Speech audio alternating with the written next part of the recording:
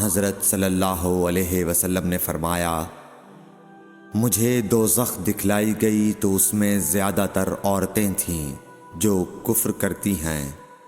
کہا گیا، حضور کیا وہ اللہ کے ساتھ کفر کرتی ہیں؟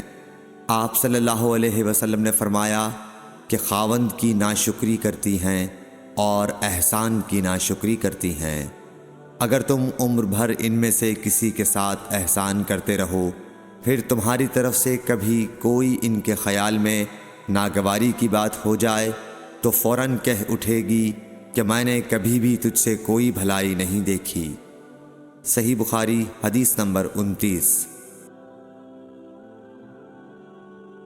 حضرت صلی اللہ علیہ وآلہ وسلم فرماتے تھے، جب دو مسلمان اپنی اپنی تلواریں لے کر بھڑ جائیں تو قاتل اور مقتول دونوں دوزخی ہیں۔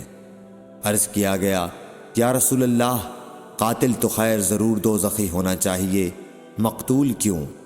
فرمایا، وہ بھی اپنے ساتھی کو مار ڈالنے کی حرص رکھتا تھا، موقع پاتا تو وہ اسے ضرور قتل کر دیتا، دل کے عزم صمیم پر وہ دوزخی ہوا۔